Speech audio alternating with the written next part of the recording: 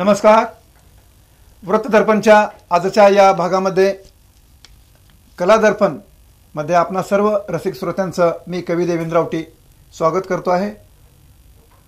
मित्रहो, कला दर्पणच्या माध्यमातून आपण विविध क्षेत्रातील सामाजिक कार्यकर्ते, डॉक्टर्स, कवी, लेखक, साहित्यिक, पत्रकार या सर्वांना पाचारण करून त्यांच्या अंतरंग जाणून घेण्याचा प्रयत्न करीत आहोत आणि याला आपणा सर्व रसिक श्रोत्यांचा उदंड असा प्रतिसाद मिळतो आहे.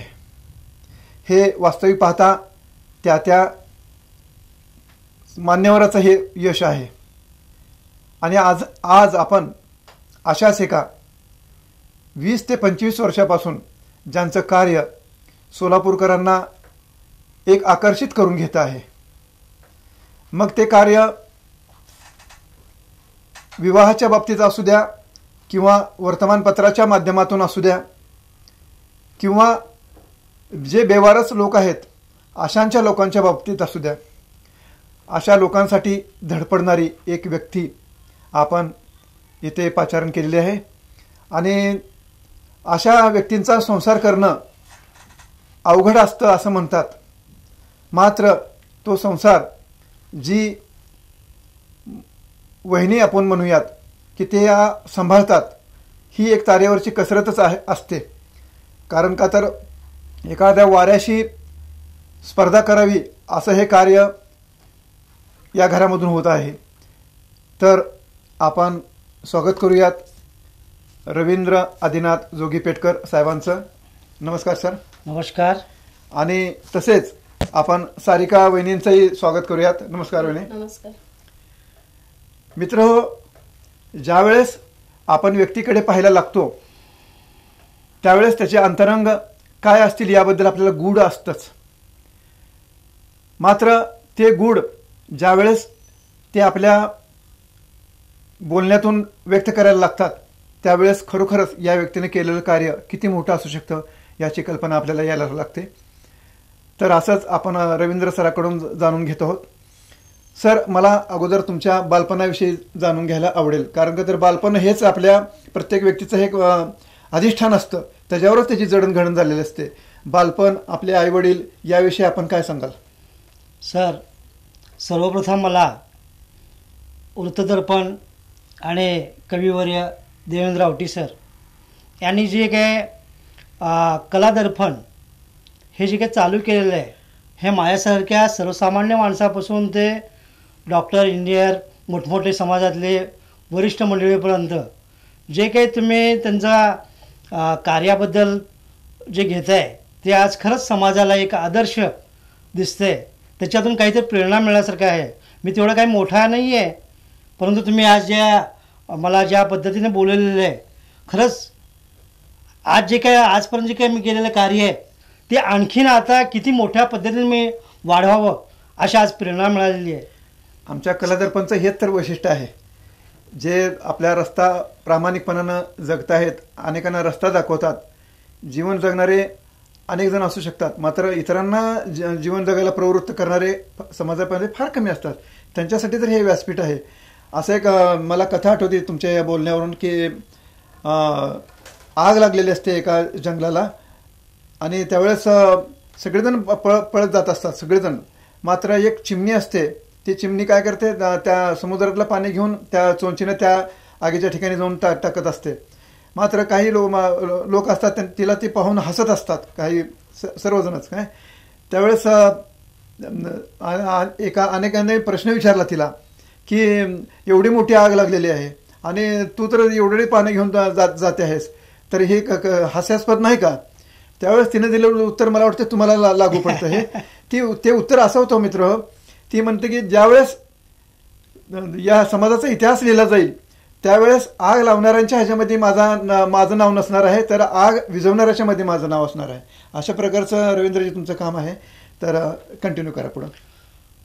वास्तविक माझं बालपण आता बरेचसे माझ्या वयाचे लोक सर्वजण सांगतात की खूप बिकट परिस्थितीतून, मला बिकट परिस्थितीचं वर्णन करायचं नाही आहे, परंतु ती परिस्थितीच अशी होती. पण त्याही परिस्थितीमध्ये मला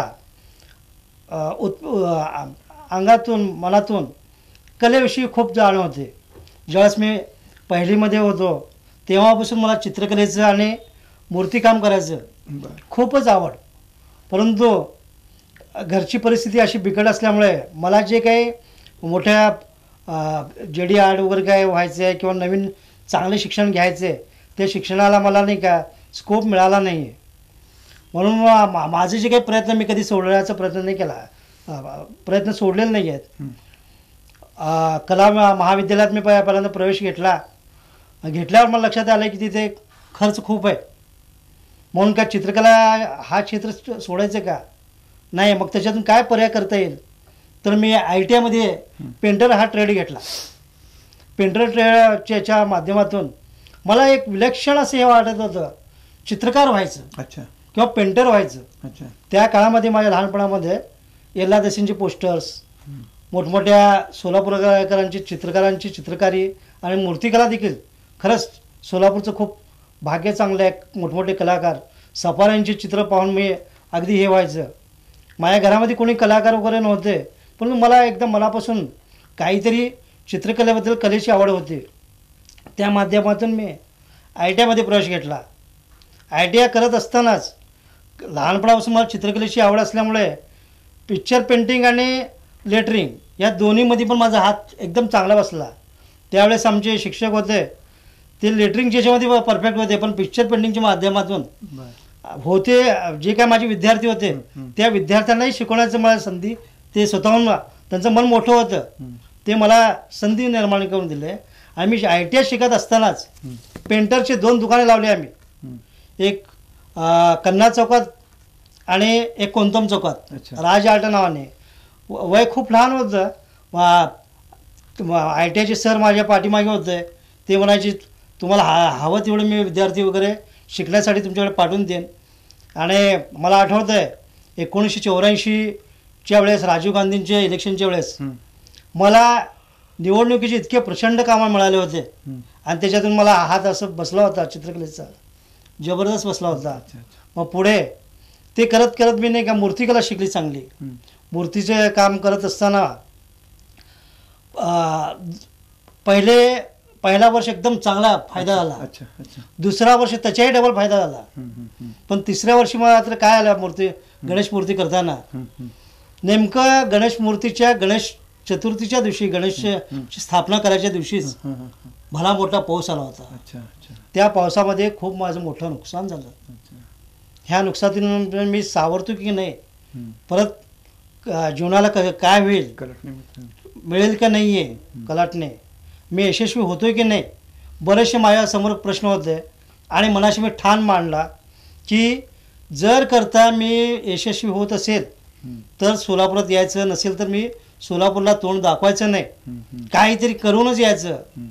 त्यावेळेस कलकत्त्यामध्ये प्लास्टर ऑफ पॅरिसच्या सिलिंगच्या कामाचे खूप मोठं काम होतं आणि त्याच्यात काहीतरी आपण करून 4 पैसे कमवूयात, झालं नुकसान पण भरून काढूयात.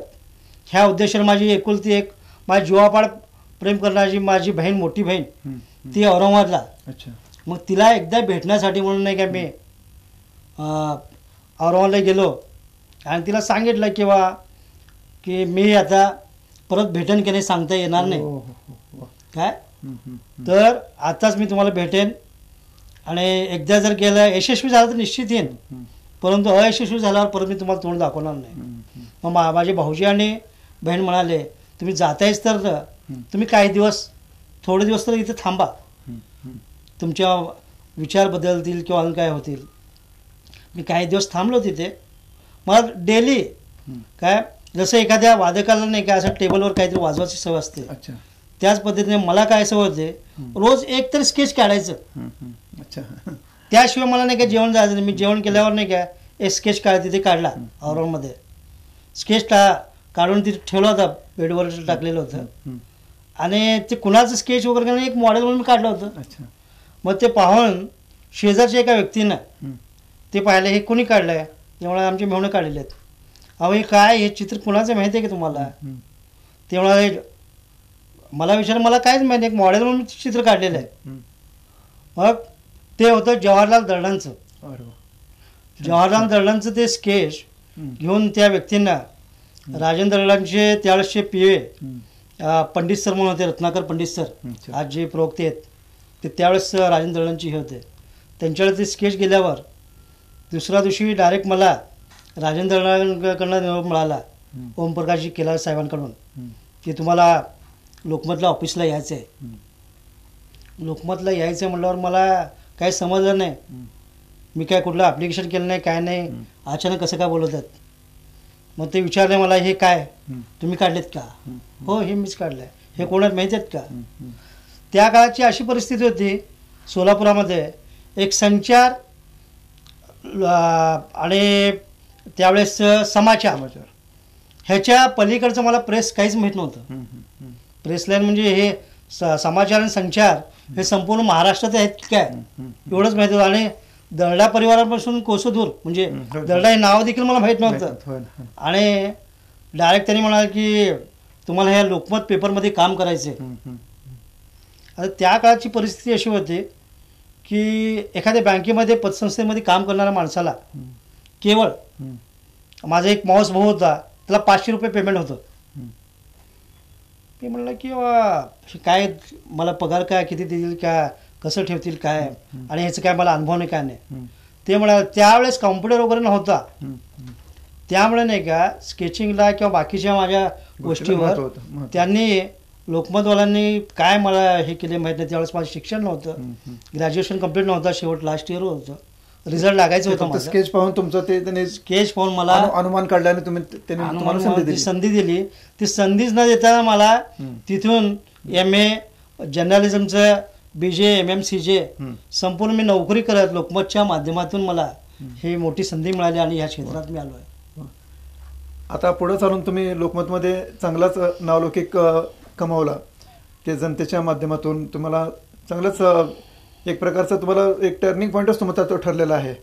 पुन्हा तुम्ही अखिल भारत नागरिक ग्राहक महासंघाचे अध्यक्ष झालेला आहात. मग या माध्यमातून तुम्ही काय कामं केलेली आहेत? वास्तविक काय की येथे सोलापुरामध्ये मी ज्यावेळेस पाहिलं, इथे सर्वप्रथम माझं कार्य असं झालेलं आहे की लोकमतच्या माध्यमातून मी इथे आलो होतो सोलापुरात. आणि माझ्या शेजारी एक मंडळ होतं, गणेशोत्सव मंडळ. त्या गणेशोत्सव मंडळामध्ये त्यांनी गणपतीचं ऑर्डर दिले होते, परंतु शेवटच्या दिवशी पण त्या मूर्तिकाराने कलर काय दिलं नाही. अच्छा. कलर न दिल्यामुळे मला त्या काळात गणेशोत्सवाच्या काळामध्ये माझे सर्व मित्रमंडळी माझ्याकडे काम करत होते. त्यांना कळाले की मी इथे सोलापुरात आलो आहे. लगेच त्यांनी मला बोलवले की सर तुम्ही या, आमच्या गणपतीच्या मूर्तीचं जरा कलरिंग करायचं आहे, तेवढं जरा कंप्लीट केलं तर बरं होईल. मग मी तिथे ते कंप्लीट केल्यावरती मानाने मला एक पूजा करण्यासाठी बोलवलं आहे.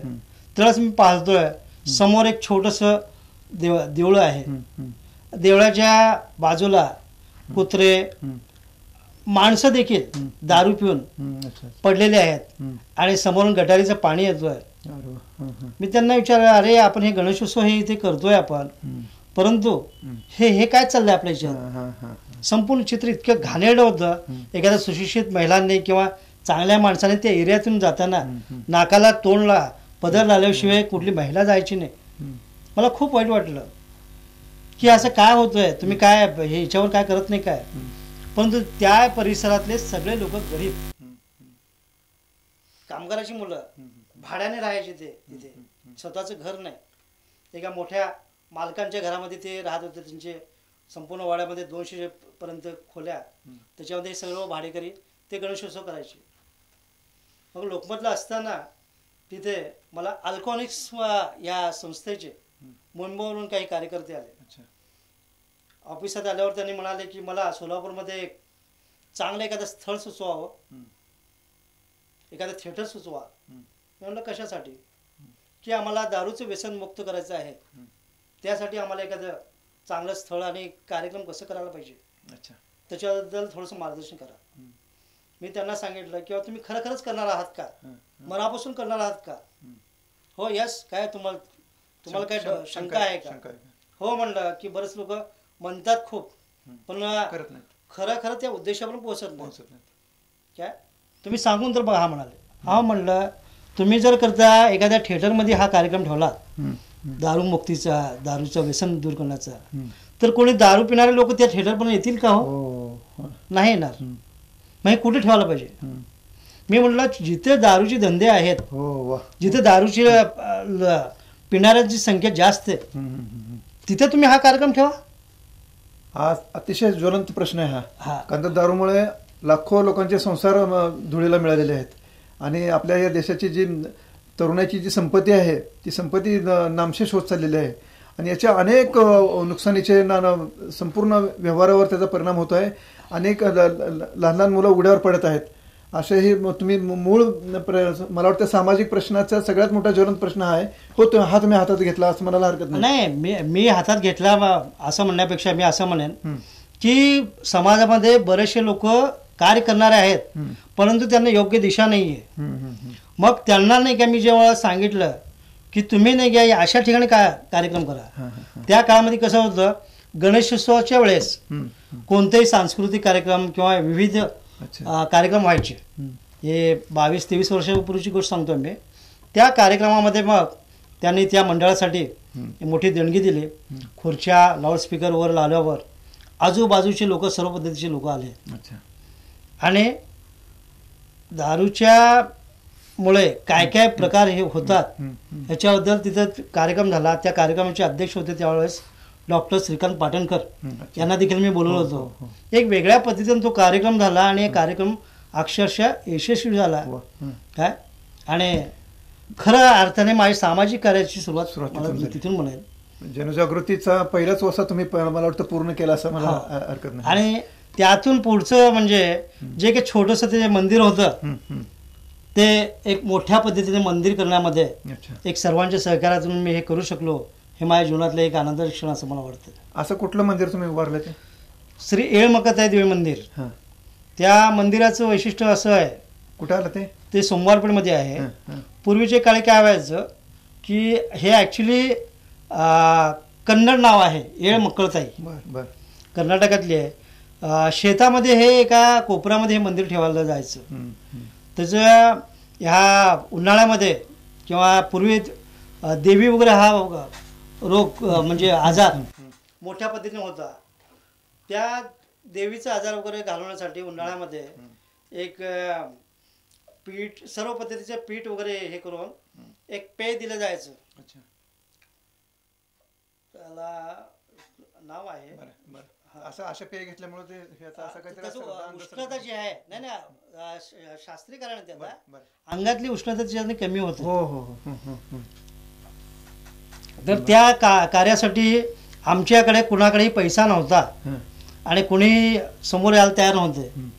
त्यावेळेस मी एक वेगळी युक्ती सुचली माझ्या मनामध्ये. माझे मित्र होते विक्रांत शिंदे. विक्रांत शिंदेची एकच इच्छा होती, ते नाट्य कलावंत. त्यांच्या नाट्य कलावंताचा मोठा शो कधी झालेला नव्हता. ते म्हणाले की जोगीपेठकर, मला एक संधी अशी मला पाहिजे एक नाट्य कलावंताची, त्याच्यासाठी बघा काय करता येईल. मी त्यांचा प्रयोग हुतात्मा स्मृती मंदिरात ठेवला आणि अक्षरशः तो संपूर्ण थिएटर हाऊसफुल झाला. आणि त्याच्या देणगीतून, त्याच्या तिकीट विक्रीतून मंदिराच्या उभारणीसाठी एक सुरुवात झाली. आणि कुणाकडे मला जाऊन मागायची गरज पडली. आपण महासंघाच्या वतीनं BSNL असू द्या किंवा MSCB असू द्या, यांचे महत्त्वाचे प्रश्न तुम्ही वेशीवर टांगलेले आहेत आणि ते सोडवण्यासाठी मोठे तुम्ही शिकस्त केलेले, ते काय? अखिल भारत नागरिक ग्राहक महासंघ याचा मी सध्या अध्यक्ष आहे. याचं कारण असं आहे की नागरिक हे प्रत्येक शासनावर किंवा शासन काय करतील ह्याच्यावर अवलंबून असतात. आपले स्वतःचे हक्क काय आहेत, अधिकार काय आहेत, टोटली हे विसरून जातात. याच्यासाठी आम्ही संघटना स्थापन केली. BSNLने काय करत होतं, BSNLला खूप मोठं सर्व खांब काढून टाकण्याचं टेंडर रिलायन्स कंपनीकडून पास झालेलं होतं आणि त्याचा पैसा आलेला होता.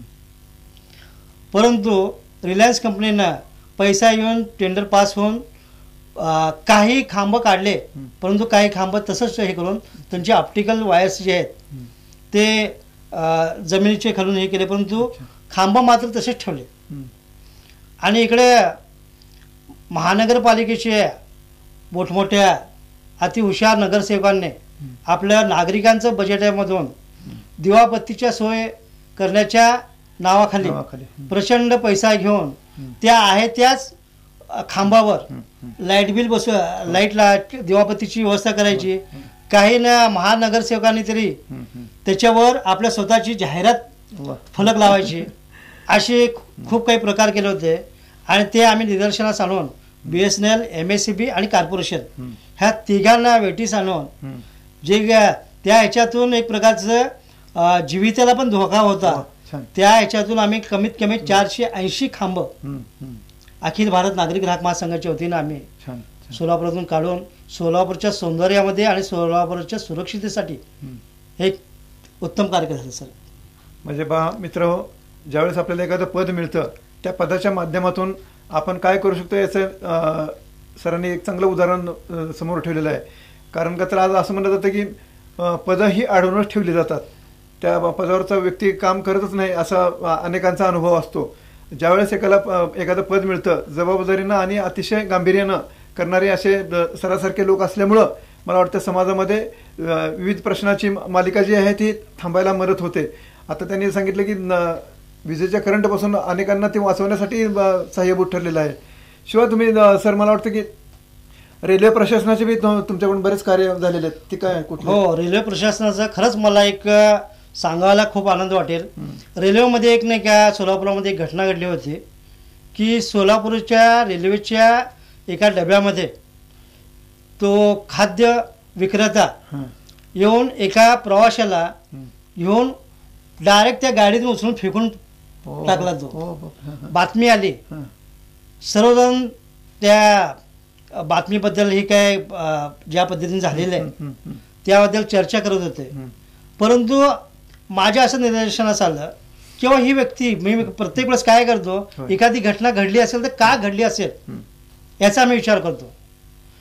त्या विचारातून मला हे लक्षात आलं की खाद्य विक्रेते जे काय आहेत रेल्वेच्या याच्यामध्ये अधिकृत आणि अनधिकृत याची संख्या जास्त आहे.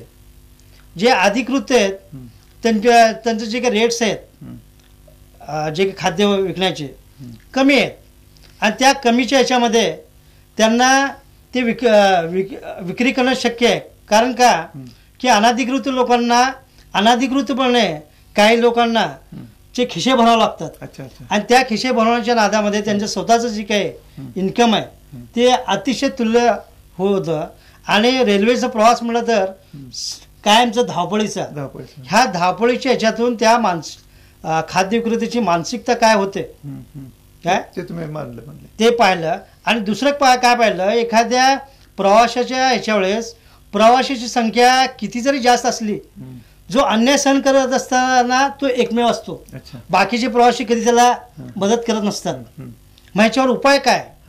ह्याच्यावर उपाय एकच आहे की प्रत्येक डब्यामध्ये जर करता सुरक्षितेचा टोल फ्री नंबर जर असला तर एखादी छोटी मुलगी देखील एखादा बाळ देखील ह्या माझ्या डब्यामध्ये असा अत्याचार घडत आहे आणि संबंधित व्यक्ती तिथला तो रेल्वे पोलीस तरी तिथे हजर होऊ शकतो.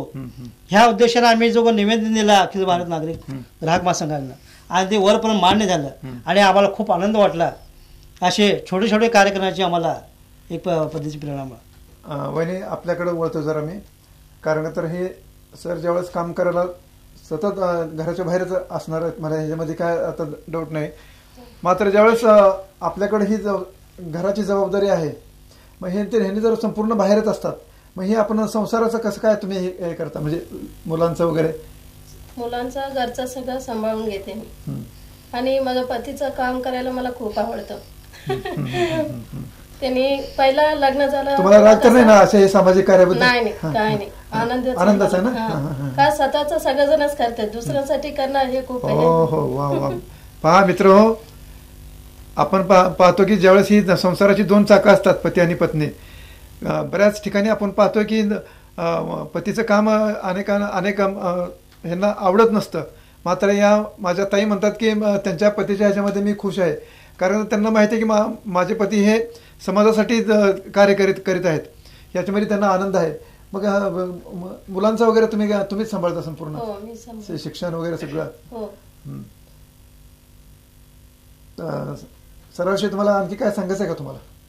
काय काय त्यांना म्हणजे पहिला काय तक्रार असेल तरी सांगा. तक्रार काहीच नाहीये, पण लग्नाचा मला का तेलुगू येत मला तेलुगू भाषा आहे माझी, मराठी नाही. मराठी येत नव्हतं पहिला, लग्न झालं नाही. मग मला ह्यांच्यासोबत बाहेर जा म्हणलं की मला टेन्शन येत होतं. त्याने हा मोठा साहेब आहेत आणि मला का मराठी येत नाही, बाहेर गेल्यावर त्यांच्याशी कसं बोलावं असं. म्हणून मी काय केलं, घरात लहान मुलं माझ्या मुलांसोबत त्यांच्यासोबत मराठी बोलायला चालू केले. मग 1 वर्षात मी मराठी पण शिकले. वा वा वा. मित्र हो, पहा, निजामाबाद सारख्या अतिशय दूरच्या भागातून या वहिनी येतात आणि आपल्या पतीच्या ह्याच्यामध्ये सहकार्य करतात, मुलांना घडवतात. हे खरोखर मला वाटतं की अनमोल आहे.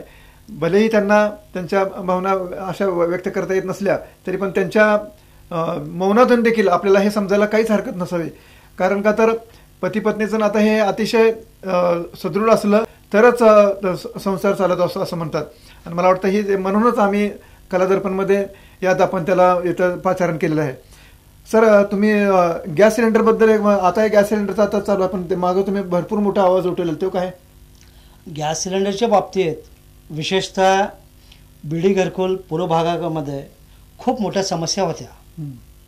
ह्या समस्या अशा पद्धतीने होत्या की गॅस सिलेंडर ज्यावेळेस घरामध्ये महिला जास्त असतात, गॅस सिलेंडरचं प्रत्येक महिन्यामध्ये रेट चेंज असतो. आणि ह्या गॅस डिलिव्हरी बॉयने वाटेल ते रेट जास्त सांगायचं, 50-100 रुपये जास्त सांगायचं. आणि जर करता कुठल्या महिलांनी कुठल्या घरच्या लोकांनी जर टाळाटाळ केली तर ह्यांनी सिलेंडर पण वेळेवर द्यायचं नाही आणि वेळेत न देता त्यांना एक वेगळ्या पद्धतीचं ब्लॅकमेलिंग करून जास्त पैसे घ्यायचे. आणि ते ज्यावेळेस मला निदर्शनास आलं त्यावेळेस सोलापूर गॅस ग्राहक संघटना तयार झाली आणि त्या माध्यमातून मला ह्याच्यावर मी एकटा म्हणता गॅस संघटनेनं असं काही खूप चांगलं कार्य केलं. आज संपूर्ण 100% कंप्लीट झालं नाही, परंतु 95% तरी नाही का फरक पडलेला, त्याच्यावर फरक पडलेला. शिवाय तुम्ही महापालिकेच्या आयुक्तांना महापौरला वगैरे घेराव घातलेला होता, याचं नेमकं कारण काय होतं?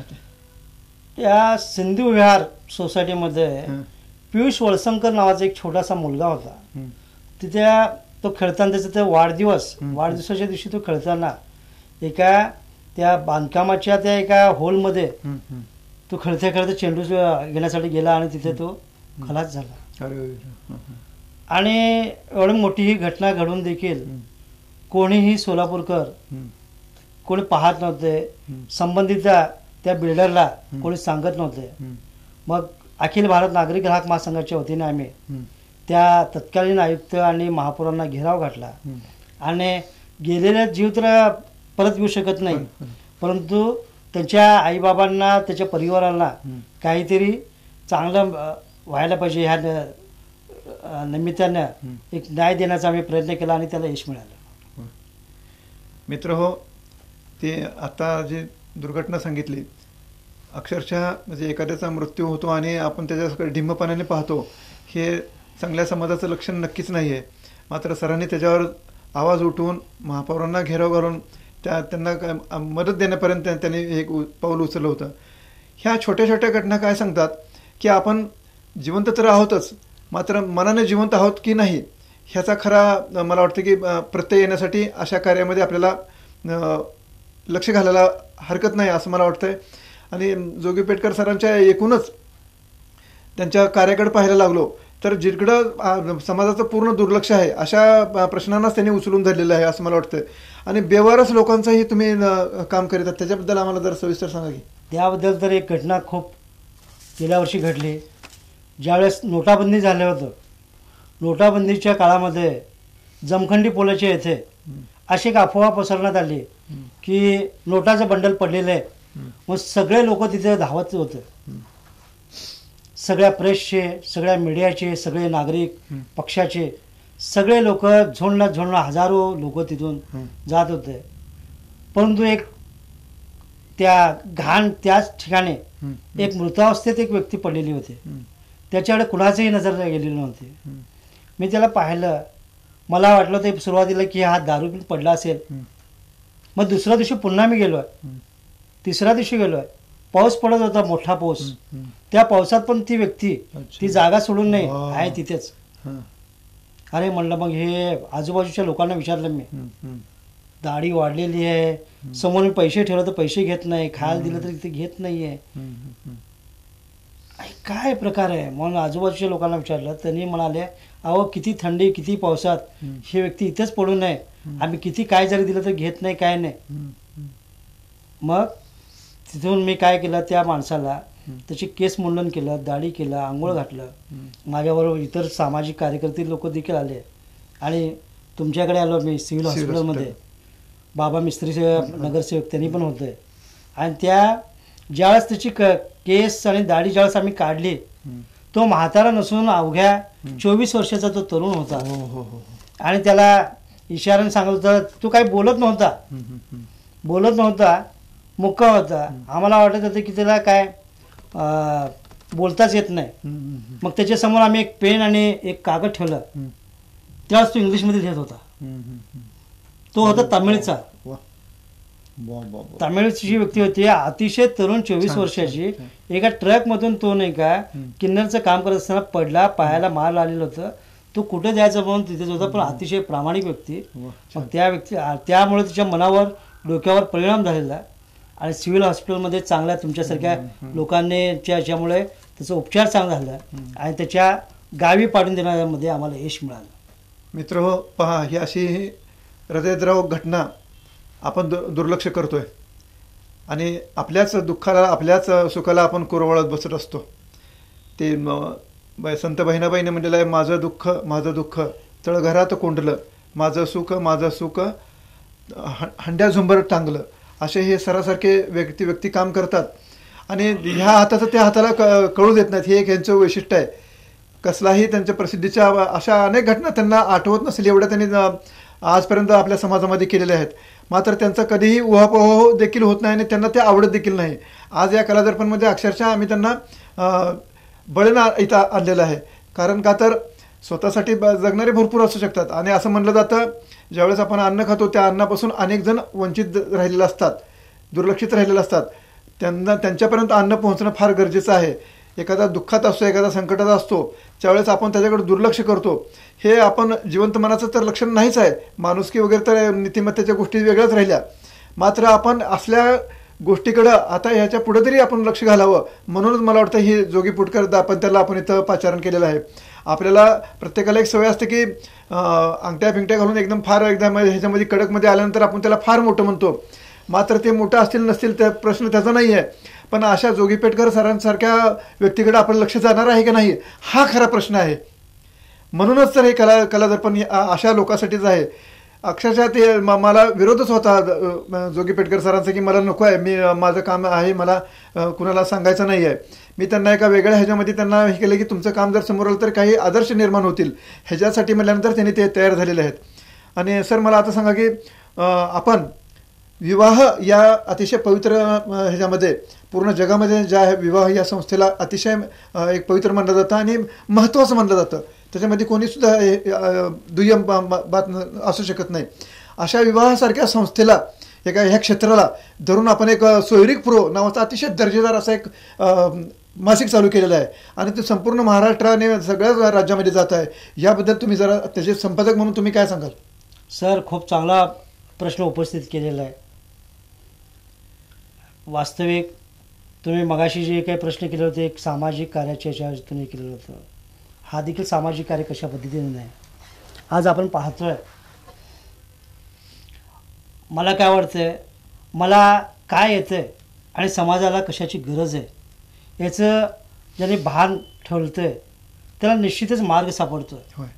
आज मी बघतोय विवाहाच्या संदर्भामध्ये केवळ सोलापुरातच नाही तर संपूर्ण भारतात ही मोठी समस्या निर्माण झालेली आहे. विवाह होतात परंतु योग्य पद्धतीने होतात का, मनासारखे होतात का? अहो, विवाह मनासारखं नाही झाला ना तुमच्या जीवनाला काय अर्थ नाही. माणसाचं जीवन पूर्ण माणसाचं जीवन म्हणजे एक तर जन्माला तिथं येऊन देखील विवाहाच्या म्हणजे ह्याच्यामध्ये माणूस एक तर उभारतो किंवा एकदम कोसळतो, दोन्ही. आणि ह्या बाबतीत मी चांगला अनुभवलेलं आहे. हम्म, हम्म, आणि विवाहाच्या संदर्भात सोयरीक प्रोचं कार्य मी एकटा नाही करत. हम्म, हम्म. माझं संपूर्ण टीम आहे. टीम आहे. माझे मोठे बंधू संजय जोगीपेटकर, समन्वयक सुधीर जोगीपेटकर, याशिवाय सोलापुरातले, महाराष्ट्रातले, मोठमोठ्या शहरातले सर्व मान्यवरांचं आम्हाला मार्गदर्शन अच्छा. आणि काय करायला पाहिजे. म्हणजे तुम्ही कुठल्याही गोष्टीचं श्रेय घ्यायला लांबत असता असं मला नाही, म्हणायचं. आमचं वैयक्तिक माझं काम नाही आहे किंवा आमच्या जोगीपेटकर परिवाराचं नाही आहे. परंतु ही जी गरज, ही जी आम्ही नाडी ओळखलेली आहे सध्या, समाजाला कशाची गरज आहे हे आम्हाला लक्षात आल्यामुळं आम्हाला एक आनंदाने सांगावं वाटतं. आज कुणाला जर चुकीचं मार्गदर्शन करायचं असेल तर सांगितलं जातं, बाबा रे तू एखादं चांगलं उत्तम पेपर काढ, वृत्तपत्र काढ. आज पाहतोय आपण ज्यांनी वृत्तपत्र काढतात ते फायद्यामध्ये नाही तर नुकसानीमध्ये आहेत. परंतु आम्ही मात्र डेअरिंग केलेली आहे. एखाद्या मॅगझिन प्रत्येक महिन्यात काढायचं हे शिवधनुष्य आम्ही उचललेलं आहे. ह्या शिवधनुष्यामध्ये प्रत्येक मॅगझिनमध्ये प्रत्येक पान त्याची प्रत्येक क्वालिटीच आहे, नवीन काय द्यायला पाहिजे. अहो एवढे विषय असतात हे बाकीच्या आमच्या वाचकांना माहीत नव्हते. त्यांनी प्रत्येकाने मला नाही का ज्या प्रतिक्रिया येतात ते जर तुम्ही पाहिले तर विवाहाच्या ह्या याच्यामध्ये एवढे विषय येतात, अशा पद्धतीने होऊ शकतं, आपण समाजासाठी काहीतरी एक वेगळ्या पद्धतीने देऊ शकतो, ह्याचं निश्चितच एक आज मला एक समाधान मिळतोय. मित्र हो, सोयरीकपूर्व हा अंक असा आहे तो घरोघरी पोहोचलेला आहे. आणि विवाहाच्या ज्याही काही गोष्टी आहेत त्यामधून अनेक मान्यवरांनी त्याच्यामध्ये लेखन करीत असतात. दर्जेदारपणा किंवा म्हणजे एकूणच ज्यावेळेस विवाह होतो किंवा त्यावेळेस जी काय आपल्याला मदत आवश्यकता असते त्या सोयरीकपूर्वमधून मला वाटतं त्याची आपल्याला पूर्ण माहिती मिळते. एखादा अंक आपण असेल तर हां आहे सर, हा सर्व जाती धर्माच्या याच्यावर काढलेला पहिला अंक आहे. असे जे अंक आहेत सोयरीकपूर्वचे, खरोखर मला वाटतं की इतका दर्जेदार अंक आपल्या महाराष्ट्रामध्ये विवाह या संस्थेला वाहिलेला एकमेव असं मला असं वाटतंय.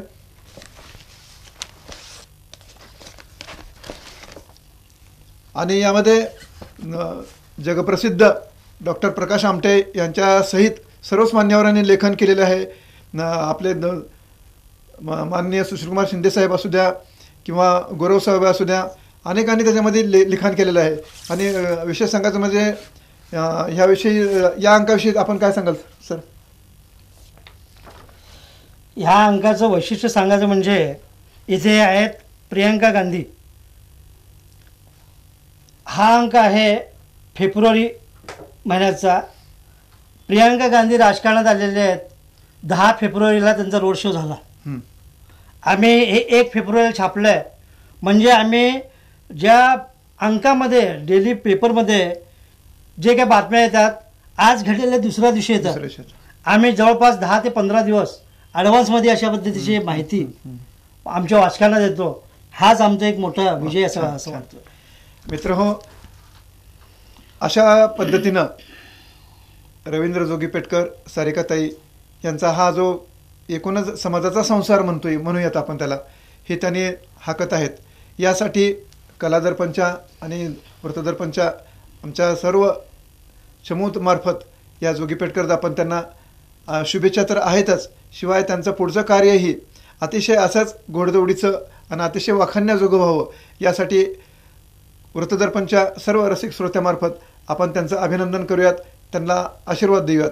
धन्यवाद.